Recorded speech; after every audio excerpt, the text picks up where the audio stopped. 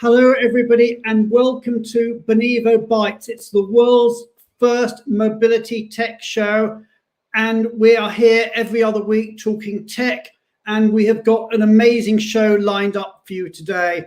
I mean, if you're talking tech, where do you want to be? You want to be in the Bay Area, you want to be in Silicon Valley, don't you?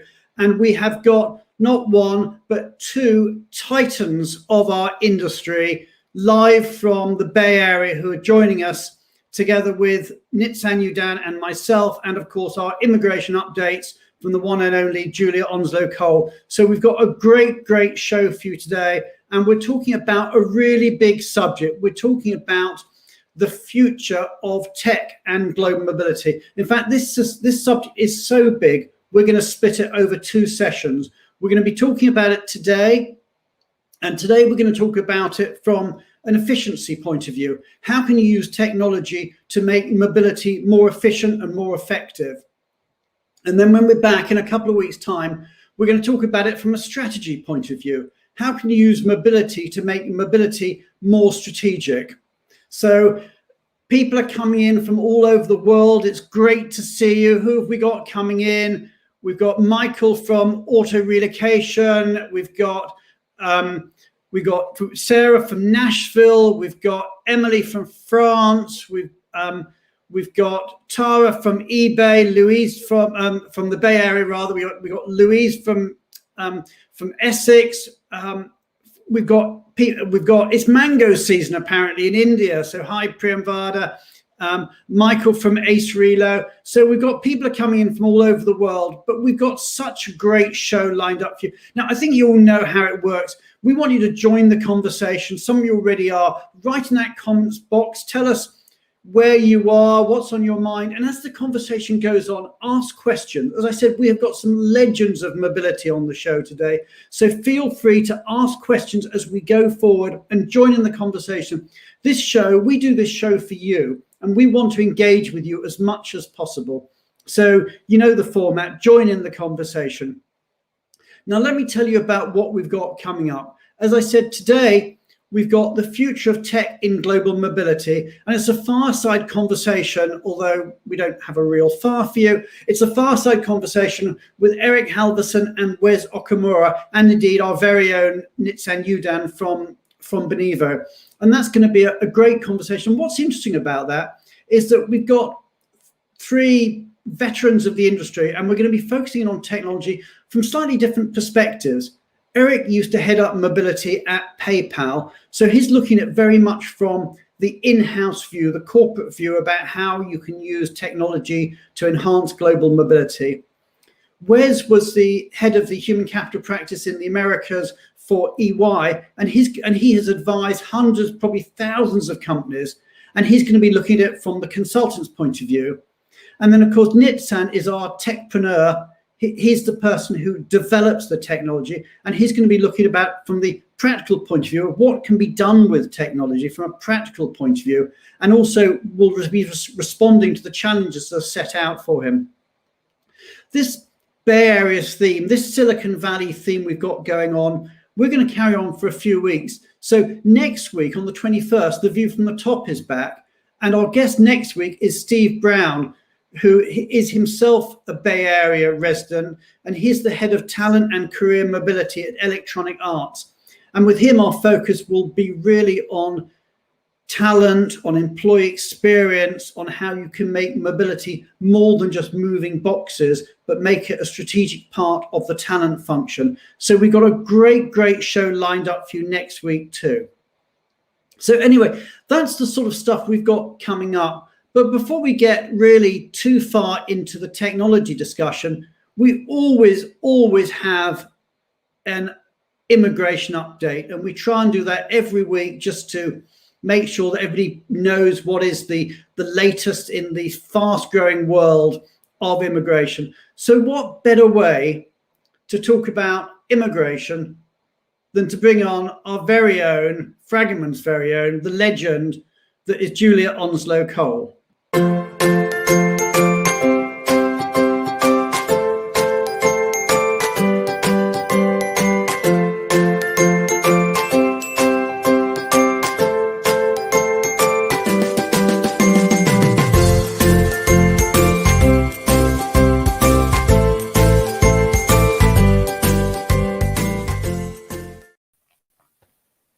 Julia, Hi, Brian. how Hi. are you? Yeah, really well, thanks. I know you've been traveling a lot, but you're now safe and settled and back home. I can see your library Yes. behind you, so you're back Yeah. home in the UK now. Yes, I am. Yeah. Okay, but the nice thing about immigration, of course, is you're always somewhere in the world in your mind, if not in reality. Yes. And I want to be in those Indian mango groves. oh, don't we all? But where are you taking us today? Well, I want to talk about China, and it does have a bit of China and Singapore, and it does have a bit of an overlap with our tech theme today. And I wanted to start with China, and it's amazing how time's just flown by, because it's over a year now that we announced on View from the Top that there was this China travel ban. And I remember it's the 28th of March last year. I can't believe it was a year ago. And then that ban is still in place. So unless you're a Chinese citizen, or you have PR, or you're from Macau and Hong Kong, you're subject to the China travel ban. And then we had loads of different... Where's this year gone? I know, it's incredible, isn't it? And then we had loads of shows. Do you remember this, Brian, where we're talking about if you want to return to China because you've got a valid visa to work there, or you're a new, very important assignee, how do you get back to China? And we had loads of shows about, how it was difficult, then it got much easier. Well, I was speaking to Becky Shear, who's my partner in Shanghai, and really it's actually got very, very difficult again.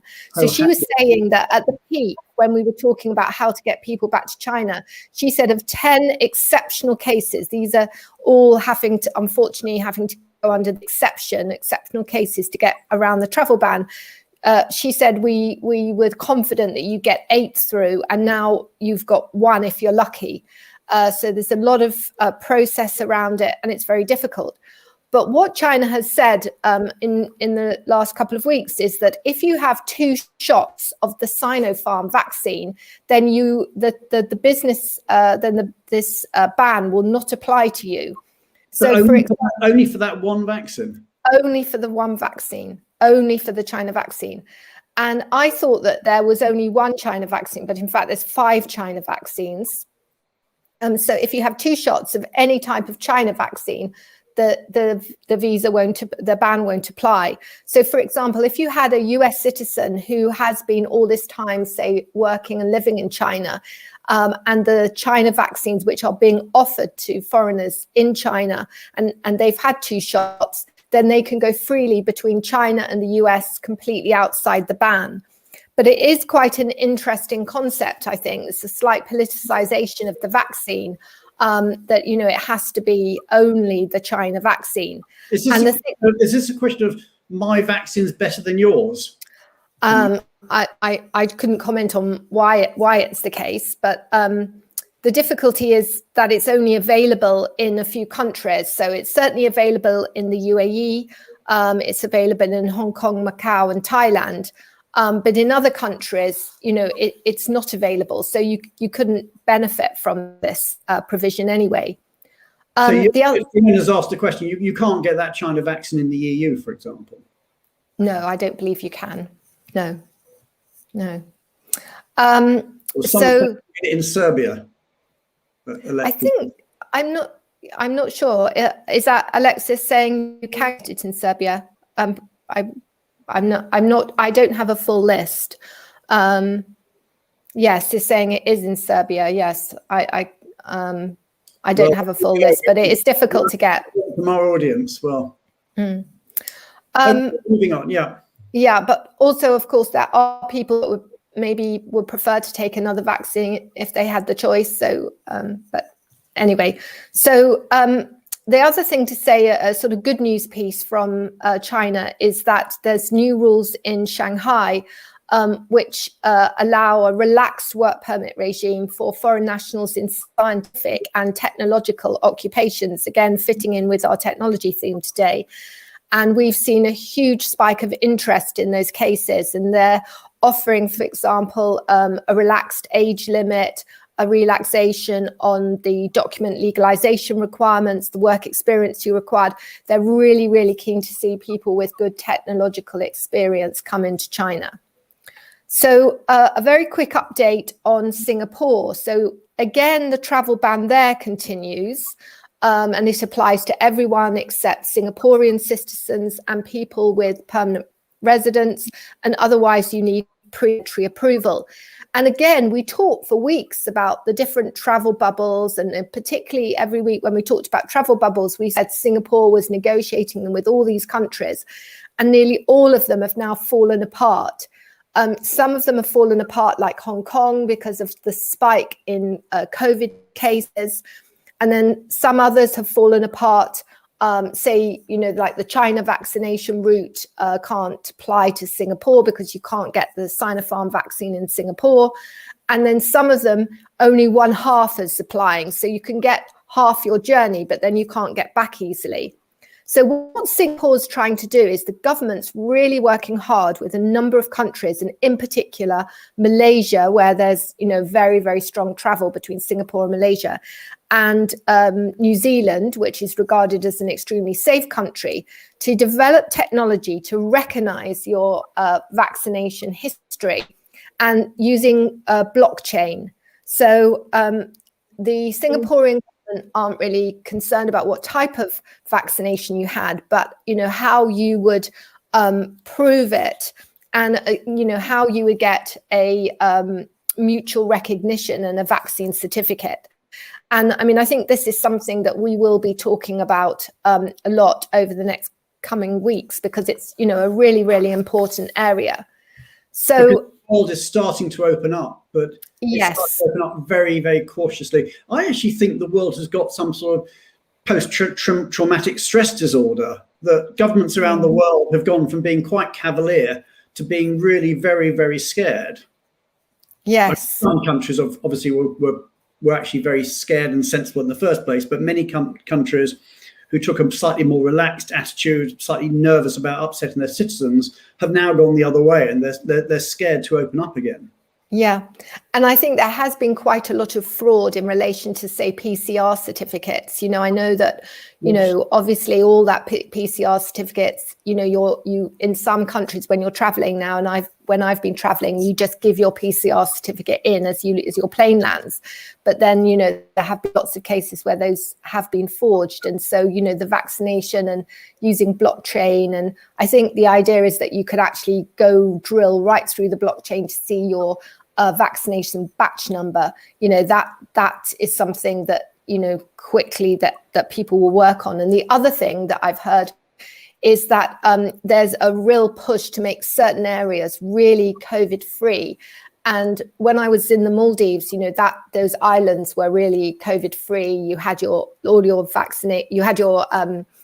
test before you entered. When you entered the island, you were kept in your room until you got another clear test. And everyone who worked on that island also had to be vaccinated and have tests. But I've heard that Phuket in Thailand is actually trying to set up something similar to keep ring-fence Phuket, so that could be a very safe place to go on holiday. So I think that, as we move forward, we will see this more and more. And the final thing I wanted to say is that it's very interesting as well in Singapore that, you do need this pre-entry approval or in principle approval if you're coming outside of the travel ban. But although the Singapore government is being very explicit in saying, if you're coming from the UK or South Africa, you might as well not apply because the rates are still high in those countries. It's also more or less saying that for other nationalities or other countries where they think the rates are quite high, but they're not actually explicitly saying it, but there aren't any slots available. So Indonesia, Japan, Philippines are still regarded as countries where there's a really large number of cases, whereas the safe countries are more like Australia and New Zealand. So you see this kind of travel policy that's being made on where is deemed safe, where is not deemed safe. And then you see this big ramp up of technology that needs to be used to make sure we get mutual recognition of vaccine certificates. Okay, so as ever, thank you so much, Julia. And to our audience out there, let's show our appreciation in the traditional non-traditional way. Hit that like button, hit those clapping hands, the applause buttons, and let's just give Julia a massive, great round of applause and show our thank and love for you to being on our show as ever, Julia. And also, whilst you're hitting that applause and clap button, let's all welcome our guests on. We're now moving into the technology part of the show, and I'm delighted that we've got such legends as Wes Okumura, Eric Halverson, and indeed our very own Nitsan Yudan on the show. So thank you, Julia, and let's move on now to talk about technology.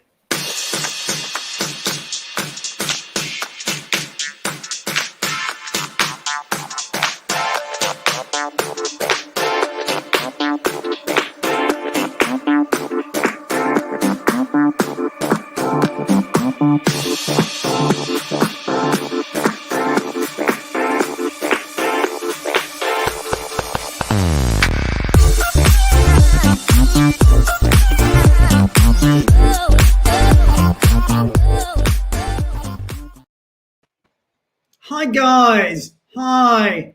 So it's great to see you all. The screens went mad, all the hearts and the applauses and the clapping that went on. It was just great. It was great to see that. So it's great to have you all here. As I said, we're all looking at things from a slightly different perspective. Eric, you were in-house at eBay. You've got very much I know early in your career you were a consultant too, but for many years you had the in-house role. So you're looking at how technology can help very much from an internal perspective. Wes, of course, with EY, you led the human capital practice in the Americas, and you're looking at this very much from how you can consult with how companies you were advising, and you were advising hundreds, if not thousands of companies over the years, how they can use technology. And of course, Nitsan, you're the guy that develops it all, or you've got the team of people who are developing it. You are our very own techpreneur. So you could be talking about the art of the possible and what can be done and how quickly it can be done. And also, I mean, when you think tech, you obviously think Bay Area, you think Silicon Valley, and we're delighted we're opening an office very shortly in Palo Alto. But physically, where are you? Wes and Eric, you're near each other or the other side of the bay, or where are you? Where are you guys both this morning? And thank you. It's so early in the morning for you both. So I'm in the East Bay, which is across the bridge from San Francisco and just one golf course away from West Okumura. Okay, so just a pitching wedge away then, the way you play, no doubt. Yeah, and I'm based on the peninsula near Palo Alto. Okay, and Nitsan, of course, in the days when we actually were working from the office, of course, the Benivo office was in what we jokingly call Silicon Roundabout, which is an area of London where all the tech companies are. So you have a valley, we have a roundabout. So anyway, let's start talking about the future of technology. And to me, the way I look at it is that we've had this pandemic. Julia touched on it. We've had a pandemic that's been with us for just about over a year now, and let's face it, it's been a rubbish year. But with every opportunity, with every challenge, there's always something there that we learn. And they say, never waste a good crisis. That there's something that comes out, and that. What's the other thing they say? Necessity is the mother of invention is, of course, another one there. That when things change for the bad, you have to find some way of doing something. So let me just start about that, and I'll ask a question out there, and maybe I'll start with you, Eric, if I may. What do you think the pandemic has taught us about tech and mobility? What's the basis that we've seen over the last year? And I'll throw that one out with the audience too. So again, put your comments in and we'll put them on screen. What has the pandemic taught us from a positive about tech and mobility? Well, I think the obvious thing is that you never know what's around the corner. You never know what's down the road. So never say never. I remember when people say, our company will never let anybody work remotely from home. Well, that changed pretty quickly. Or we'll never need to do this, or we would never go in that direction. and then something like a pandemic hits, and all of a sudden, all hell breaks loose. And what are you going to do? So I think what it's taught us is whatever we're putting in place, we have to kind of hold with an open hand. But we have to always be adaptable. We always have to be flexible. Whatever processes or systems we put in place, we have to understand that as sure they seem today, they're still probably only temporary. And so not to be too wedded to any one way of doing anything, because things can change on a dime.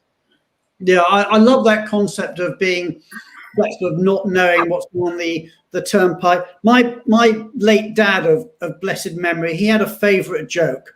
And his favorite joke was, how do you make God laugh?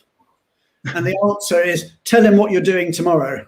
Exactly. And I think, that's a tribute to you, Dad. But I think, I think there's a point in that with this pandemic is that, we all had our plans, our corporate plans, and we all threw them down. I mean, it was very ironic in a way, in that, of course, the year it all started was 2020, which of course is also a phrase for perfect vision.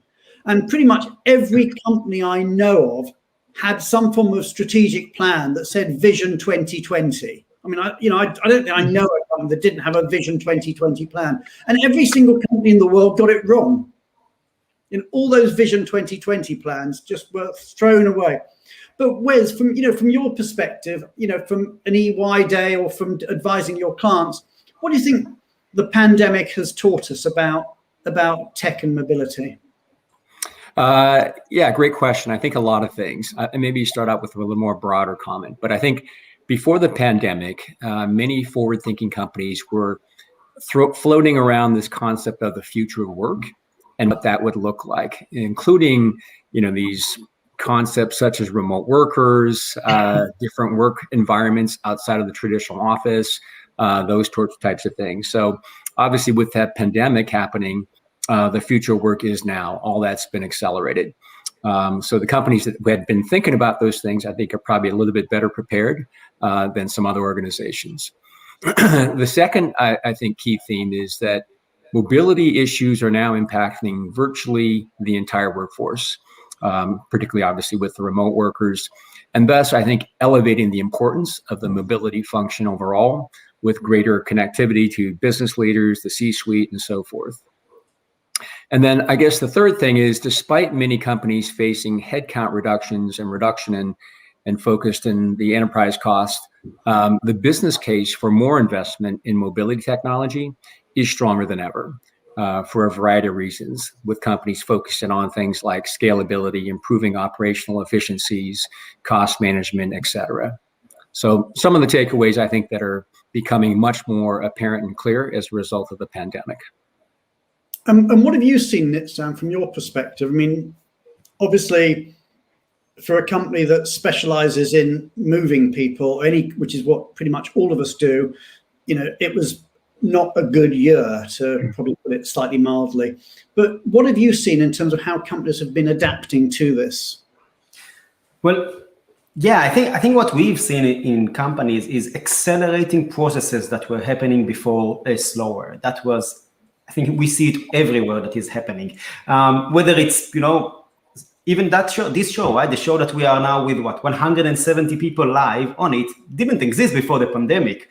So we got used to connecting with people in a different way that just 13 months ago, we thought that was not how we will engage with people, how we'll stay up to date, how we'll connect. And what that's changed is change the perception of how can services be delivered. And we see that very, very clearly also in how our clients are looking in things that they thought, okay, we will implement and go into the digitalization in the next 5 years, in the next 7 years, and suddenly it's in the next 3 months. Or we need to do things much, much faster because it's no longer a nice to have to become digital.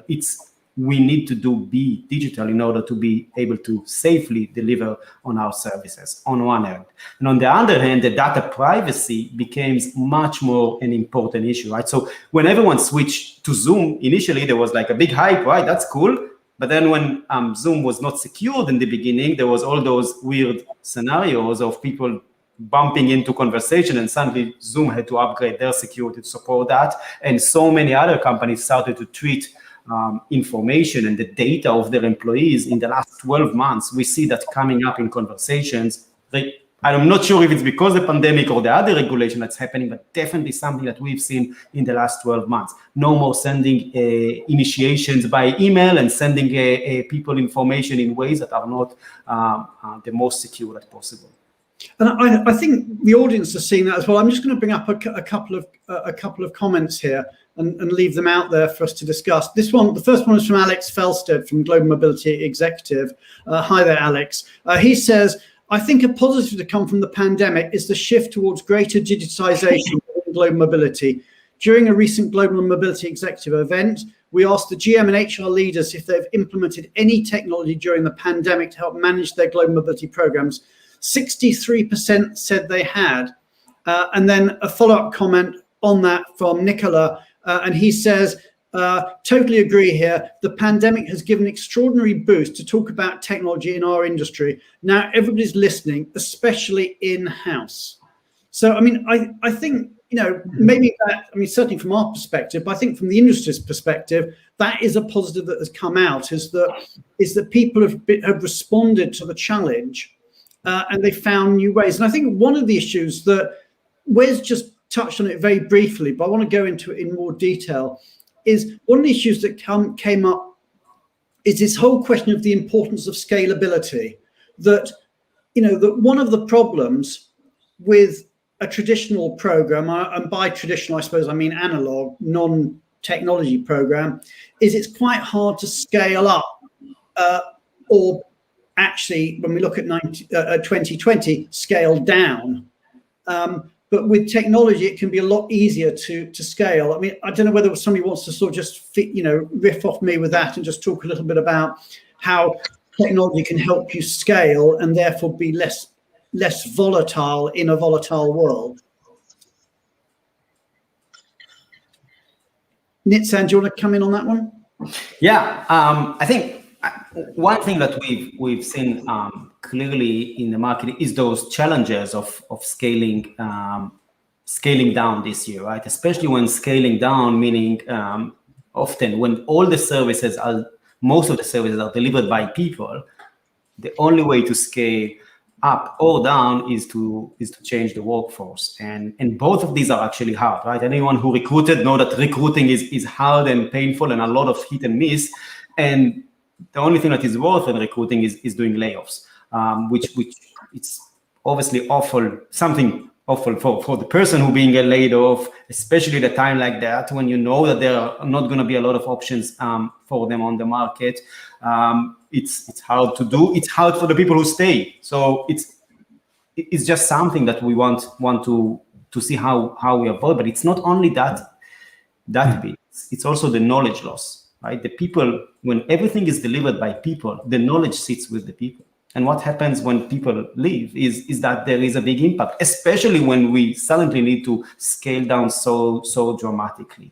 And what we've seen this year is a lot of digitalization of repetitive work. So working, I'll give one example of a corporate that will join us in a few weeks. So we will actually be able to look a bit more what they've done in details. But they took 26 manual processes that their counselors were delivering, and we've digitized them to become an e-counselor solution. So instead of the counselor delivering the policy brief and the rest of the processes on a call as they were doing before, we've used that time that was available now during the pandemic to automate that, to deliver that through a product that take the person on a journey. And that achieves a few things. Yes, it achieves scalability. It's better compliance because everything is tracked. There's no more, the employee said that, but I wasn't told that on the call. No, every click they make is documented and they are and tracked. So there's stronger compliance, there's stronger consistency, stronger knowledge management, and then the ability to scale up and down. So with those 26 processes, 80% of the manual work was reduced. And what happened then is that there is a lot more of value add. I know that's more for the next part of the show that we will do, but what actually are we doing with this extra time that we achieve from those efficiencies is quite fascinating to see what companies are doing with it. I think it is hugely important. I mean, Priyamvada says, GM providers are under pressure to scale up and be cost effective, and that can work only by using tech. Also, GM, a traditionally high-touch industry, is seeing more automation. And we had another comment from here, actually, from Nicola. I'll just put that one up too. He says, some of the greater corporations still manage their programs and their costs via Excel sheets. How is this even possible and permissible nowadays? Is beyond me. And I know there's going to be dozens of you out there who are still using Excel spreadsheets. So we're not attacking you, but there's no doubt that that we have to be more technology savvy, or indeed technology is our savior. I mean, one of the things, and maybe you can talk to this one, Eric, is that one of the problems with scaling down, which is what happened, is that as you get rid of people and they leave your organization, you don't just lose people, but you lose their memories, you lose the corporate knowledge, the corporate experience. I mean, did you find, from your PayPal days, that when you lost people, you also lost this, the knowledge they had of ways things did? And one of the benefits of technology is actually capturing some of that corporate memory. Yeah, well, from my experience at eBay and PayPal, we're probably confusing folks, because eBay and PayPal were at one time one organization, so we use eBay and PayPal interchangeably. My bad. Sorry, my bad. But it was, when you started, it was both, wasn't it? And then yeah. I started right after the acquisition, when eBay first first acquired PayPal, and my first challenge was bringing PayPal on to eBay. And having said that, I think in terms of your question, like what scaling down, I think of it in terms of, well, are we talking? I think in terms of the global mobility department itself, and then there's the organization, that were our customers, the people we're working with, and I think in both situations, when people have to leave, you lose that information. Let me broaden it a little bit more, because I think in running the program, it was more, this is true of our vendors also. When our vendors had to scale down, we lost the information that our vendors, because especially at eBay, when I joined eBay, I came out of a tax firm, as you know, and I was brought on initially as a consultant, never to be an employee. I never intended to be an eBay employee. I was going to go there and just build the program. And but they told me eBay is never going to have a big global mobility department. So you have to build a program. You have to figure out a way where you can essentially have one person run everything. That was kind of the goal. There'd only ever be one person doing anything, which means we had to scale this by either outsourcing it to others to do it, or to find technology to do it. So that was the foundational philosophy behind building the program, which put us in a good position, because it wasn't always possible just to have one person do it. As the program grew from, I think when I first started, there was like 30 relocations, and we got to a place where we were doing 2,000 a year. As you approach 2,000 a year, one person still couldn't do it. But we had utilized technology from the very beginning. I started with a spreadsheet with 30 moves, right? Managing the spreadsheet myself, building in not only the relocation, but the immigration and the tax. So I could go to my one Excel spreadsheet and try to new. That's right. And I could look at my employee and ideally see everything that I needed to know about that guy. Well, that was possible back then when I only had 30 people.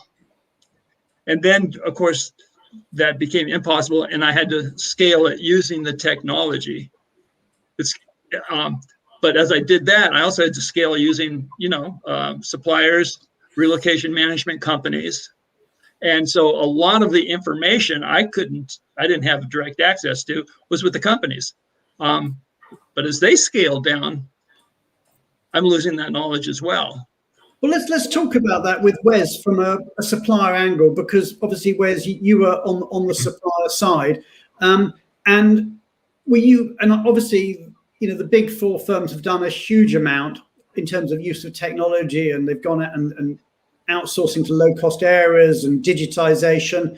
Have you been seeing that as a way of maintaining some of the corporate memory as well? And actually, whilst we're talking about that, I'm also going to throw in a comment from Christopher Chalk here from Coca-Cola. He says, use technology to handle the lower level repetitive tasks so that your counselors have more time to spend with the expats and on the complex concepts.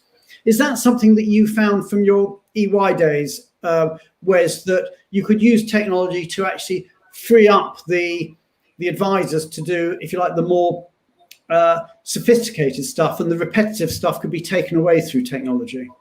Yeah, absolutely. I think from a service provider standpoint, leveraging technology to take care of the manual repetitive tasks enables service organizations to invest more time in the more critical human-to-human touch points, the coaching and counseling pieces, and add more value because some of those basic things can be leveraged through technology, digital briefings, things along those lines, as well as automating as much of the repetitive tasks as possible.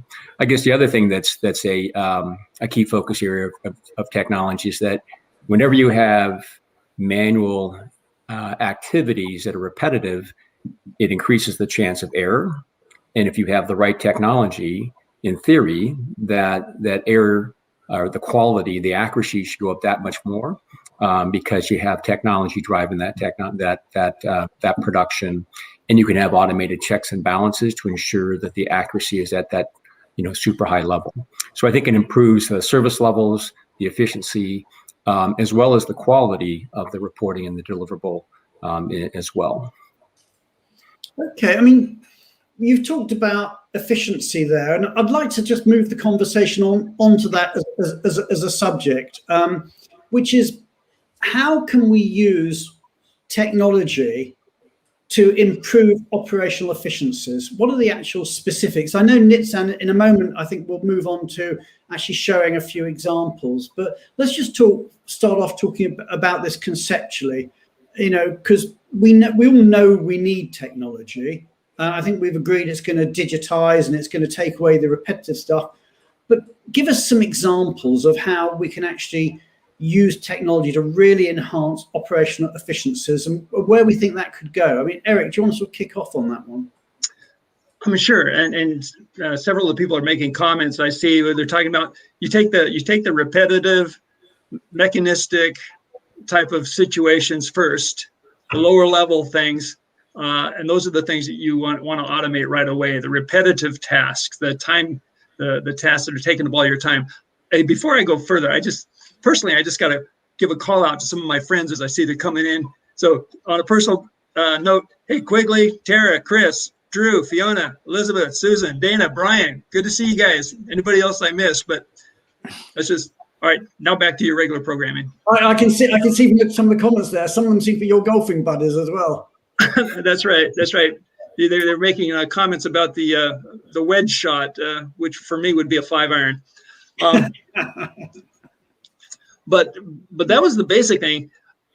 Understand again, like what we're trying to do is say when we're trying to scale and we're trying to use technology, we're trying to identify what is it that's taking up the global mobility department's time. What is it that they're spending time on that we can help them save time on? And so identifying that is the key to understanding the value of technology. And when those of us that have had programs and grown programs, it's those repetitive things. It's how do you initiate a move?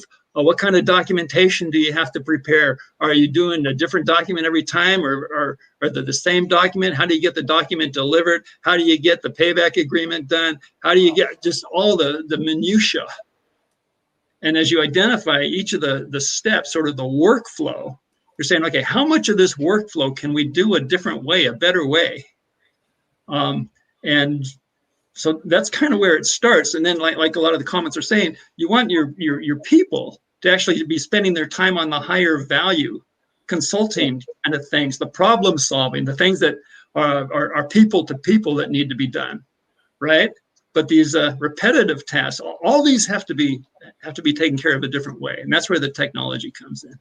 And one of the things it can also do, and maybe Wade, you can come in on this, is create connectivity as well. So it's not just about repetition, but it can maybe connect different processes, different parts of the organization, and of course, different vendors.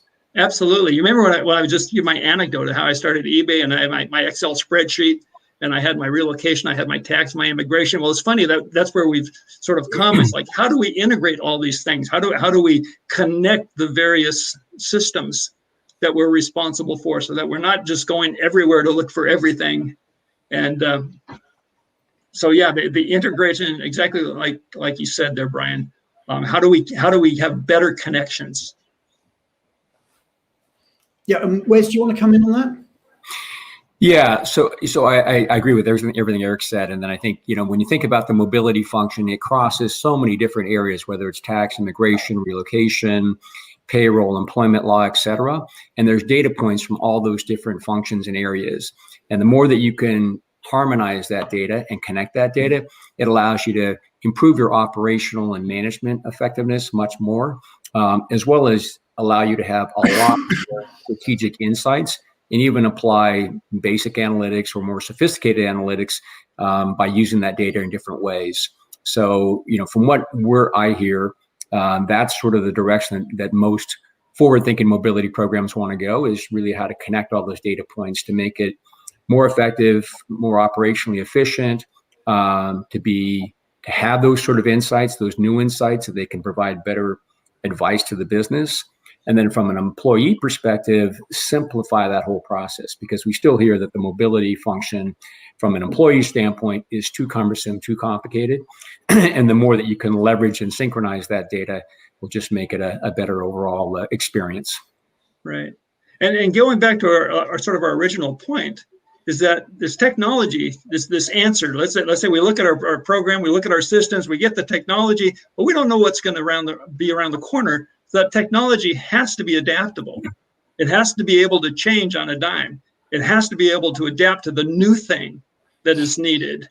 And so much of the technology in the past was fine for what it was doing, but the minute there was a new need, you'd find out, you wanted a different field, you needed a different piece of data, you needed to follow something else, and the platform couldn't handle it. I think that's a huge point, that you need a technology platform that is very easily adaptable. I mean, I remember years ago, and I won't name names to spare any blushes, but there was a very major US corporation that I was advising, and they were using the tech platform of a particular provider. It was a very well-known, but I won't say which one, but very known provider. And the problem was they'd personalized it so much that every time new updates came out from the provider, they couldn't put the new updates on the platform that they'd personalized so much. So they ended up running a very old version of the platform because the platform was just not adaptable enough, and they'd got caught in the problem with over personalization, and they'd spent probably millions on this platform that was actually getting worse and worse every year. Nidsan, I mean, what I want to do is, we're talking technology, and maybe I'll just talk about one of the perils of technology, but what I want to do now is actually, let's just get real and talk about what actually technology can do to enhance operational efficiencies. And I thought the technology show isn't a technology show without seeing a bit of technology. So give us a couple of examples of where you think technology can actually really help operational efficiency. Yes, let's do that. I'll just comment on your last story because it made me a little bit shiver here, hearing it as a techie. There's no such thing as over-personalizing or over-customizing a platform. It should be personalized and customized. It's just all how it's built in the back end to make sure it supports that. That's probably what the issue there. But anyone here, I encourage you, personalize and customize your platform. That's how we get solutions, because what Eric and I said is so true. Each company has their own I mean, there are things that are similar, of course, but there are every time to identify those things, those that take time, is not always the same. And then it needs to provide those custom solutions. They just need to be built in a way that allows to do that in days, not in millions of whatever currency it is. All right, let me share my screen and we'll look on a few examples on how we touch that first level there of personalization. We are looking now at the employee platform of Benivo. Stark Industries is our demo platform. We are going to look later into the management platform, how it works for the mobility managers. But just starting with the employee, I'm going to jump into the actions section. And we talk about simplicity, right? So creating that simplicity is creating a journey that it's easy for me as the employee to follow and be proactive. So one example is signing a repayment agreement or signing my assignment letter. And what we've delivered here with the companies we work with is a digital brief that walks me through that process. What are the key things I need to notice about that? What is important about this document? As well as the ability to digitalize that signature so I can do it using DocuSign on the go. All the fields here are pre-populated for me, so I'll never need to provide the same information again. Anywhere on the Benivo ecosystem, there is no data duplication. That's something that has been critical for us in terms of how we deliver that experience, making sure we reduce mistakes, we reduce additional work, and we create advanced reporting based on that data that I'll show some of them a bit later. But that's just an example of one workflow that we've automated. And then there's the whole talk about initiating vendors, right? The importance of standardizing that process. How do we make sure all initiations happen the same, that I don't need to remember which form I need to fill here? Well, we bring them all into a single platform where the mobility manager can go through that in one click, initiate all the vendor. The platform walks them through the thinking process of what I need to provide.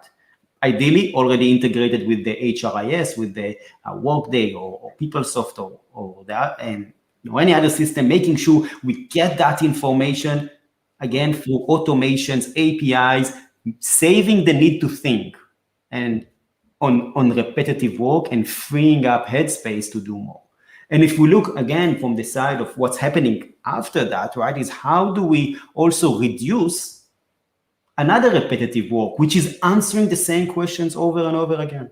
Every counselor we talk with are sharing that a big part of their time is spent on answering questions they've answered before.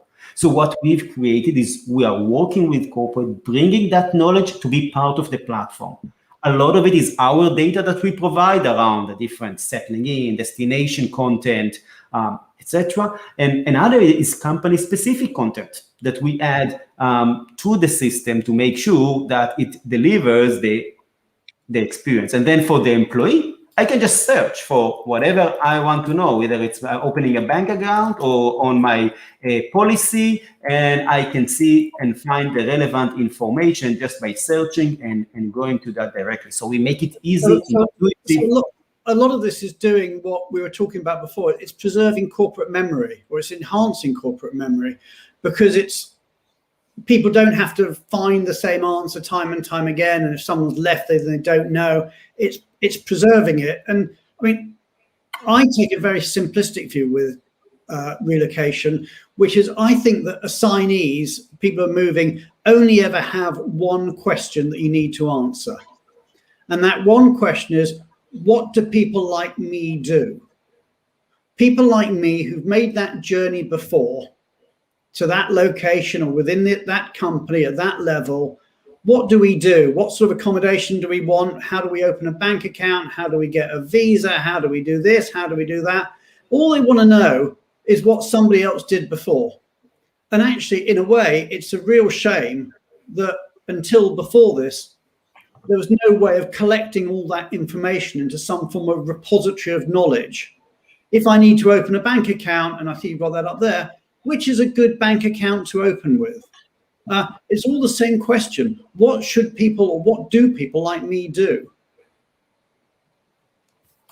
Exactly that. And in doing that, right, there is also value for the wisdom of the crowd, for hearing, from collecting the knowledge from other people. We just saw a live example with Julia before in the immigration update. Obviously, right, we have a huge expert in immigration giving the update, and then when we did it, the value of the crowd was that we could get information about Serbia live from other people's knowledge, right? So collecting that knowledge and preserving it in a way is not a new idea, right? Yeah. This is how we interact daily. This is how we book a holidays, by looking what other people shared about it. When we order something online, we look on other people's experiences. We've just here collected and adding those experiences into those decisions we need to make when we relocate, whether it's around the office or around finding an insurance provider, shipping provider, all that information, bring it here. And the other point that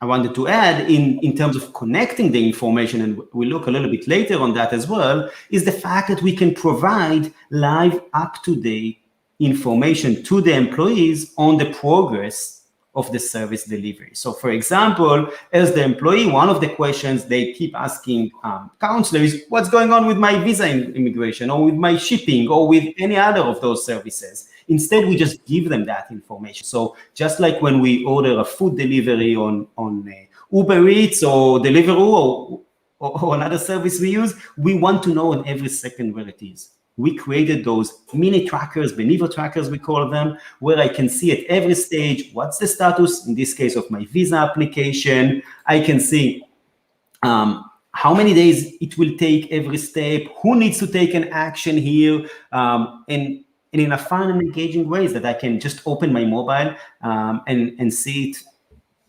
live when I want to have that information. Nice. Okay, there's some pretty cool stuff there.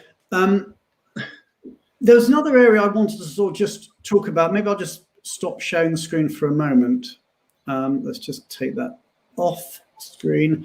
There's another area that I wanted to talk on as well. We've talked a bit about operational efficiency, but the reality is that in the current world that we're in, a lot of it is also going to be about cost and indeed cash management. And I think that's a huge area. We're probably under pressure like never before to manage both cost and cash. And maybe we'll talk about that for the last few minutes of the show, and then we'll pick up with that again when we come back on the show in a couple of weeks' time, and we're going to be talking about strategy as well. But let's just talk a bit about how we can use technology to manage cost, and I put them as two separate items, and manage cash. I mean, Wes, what's your perspective on using technology to manage costs when you're talking to your clients?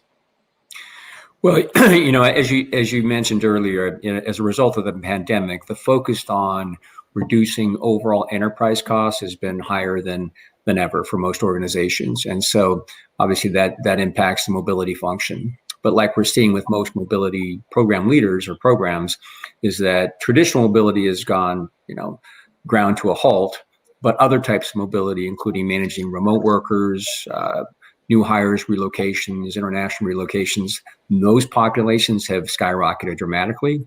And so the need to be able to manage that cost, reduce headcount in many cases, but do things more efficiently and effectively, really technology is the only solution to get there. So companies and mobility programs especially are being forced to do more and really manage a broader workforce with less resources, less headcount, less manpower. So leveraging technology to manage that cost and to support that overall enterprise cost reduction is a key point that technology really has to be the solution there. And I know Eric and Nitzan, you guys got some strong views around the cash management piece as well, which is obviously another important aspect of being fiscally responsible. Yeah, when I think in terms of cost and cash management, I have to look at two types of program. One is the Core Flex program, and maybe your top executives, and the other is your lump sum. There's kind of a different focus in each of those. With the lump sum, of course, it's the cash management, because your cost is pretty much your whatever your allowance is going to be. But then how do you get that thing paid? How do you get it paid out? How do you get it reported correctly? How do you get it to payroll? How do you get all the systems? And the important thing is, is it being done correctly? And so, in the lump sum, the fintech area is, extremely important with regards to, I want to know my employees getting their money. I want to know they're getting their money on time. And how do I fund that? What's the most effective way for me to fund and get money to my employee, and then have the peace of mind knowing that he's gotten it in time and all the reporting and compliance functions that are related to that are being taken care of.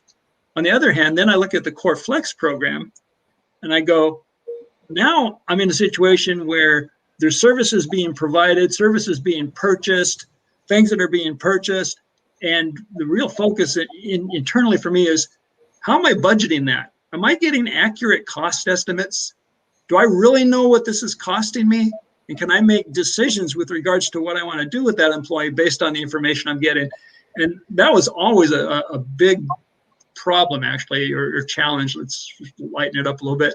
Challenge is getting an effective, efficient, accurate cost estimate for what, for example, an international 2-year assignment to somewhere was going to cost me when you were looking at the all-in cost, including all the international taxes, as well as the relocations.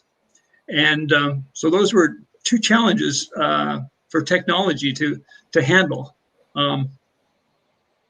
Okay, we're getting towards the end of the hour, but there is something that I just want to touch, and we'll probably run on a few minutes, and we'll pick up on it again next time as well. But Nick-san, I mean, we've talked about tech, and there's different types of tech, but one of the areas that I know you're very keen on and have pioneered is this whole question of fintech. And do you want to just talk about fintech and cash and cost management, and maybe just tell us a little bit about that for our remaining time on air? You're on mute, Nick-san.